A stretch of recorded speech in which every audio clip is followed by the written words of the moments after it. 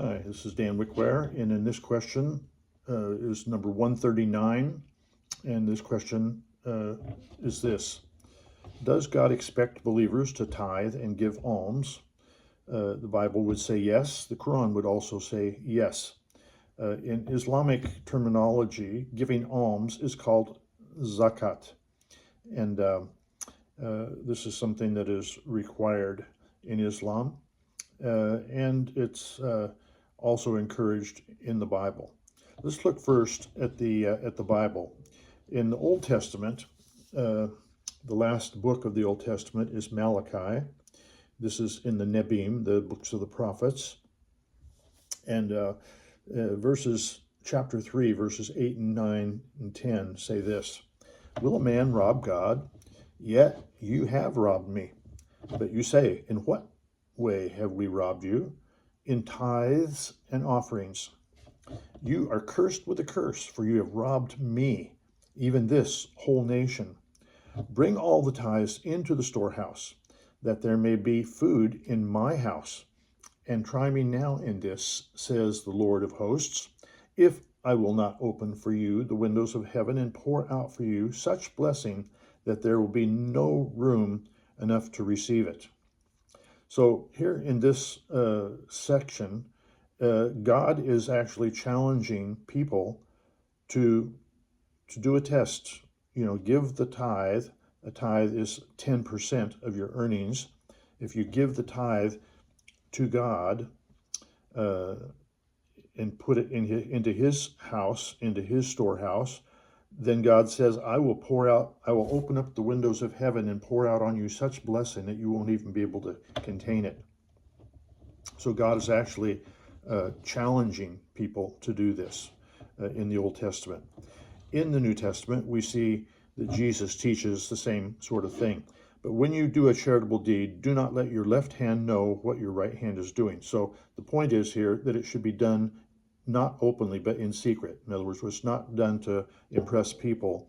It's done for the sake of God, and it should be done in secret.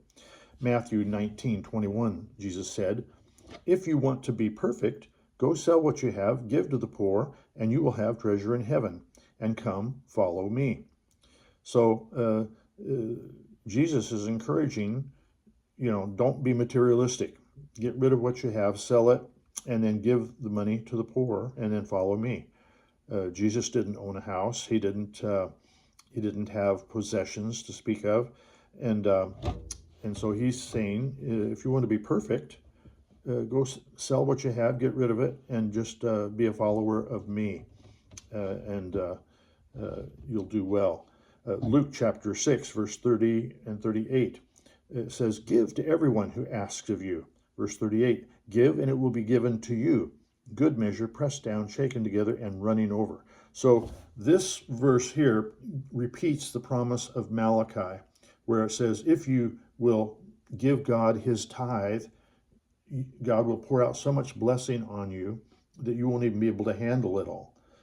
Same kind of promise here. A good measure, pressed down, shaken together, and running over, it will be given to you. Luke chapter 11, verse 41 says, give alms of such things as you have.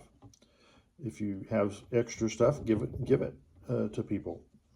Luke 12:33, sell what you have and give alms. Again, that principle is repeated over and over. Acts chapter 20, verse 35 says, you must support the weak. It is more blessed to give than to receive. And Ephesians chapter 4:28 says this, impart to the one having need. So the Bible encourages believers to give to those who have a need. And in 1 John 3:17, it says, but whoever has this world's goods and sees his brothers in need and shuts up his heart from him, how does the love of God abide in him? So if we really love God, then we should do what he says, give to the poor, give to those who ask of you, give to those who are in need. Now we see similar injunctions in the Qur'an. For example, in Baqarah 2:177, establish the prayer and pay the zakat. Now in Islam, the zakat would be the Islamic tithe, but it's only 2.5%. It's not 10% like it is in the Bible. In Islam, it's only 2.5%. But again, in Tebbe 9, 103 to 104, it says, take alms of their wealth. Allah receives or approves of their alms. So Muhammad encouraged his people to, and it says, take alms. It's like it's like it's an obligatory thing. Take alms of their wealth. And Mumin 23, 1 and 4. Successful indeed are the believers and those who are the payers of the zakat. Again, the zakat is the 2.5%, and you're supposed to pay that. And who you're paying it to? You're paying it to Muhammad. And Mujadila 58, 12 and 13 says this: believers, when you consult the messenger in private, give alms before such consultation. That is best and purest for you. Do you hesitate to offer alms before your consultations with him? So Muhammad actually charged people to sit down and talk with him. If you wanted to ask a question of Muhammad, you had to pay for it. So he was making a profit on his religion. He was getting alms and Zekat, tithes. He was taking that tithe from the people and using it for his own purposes.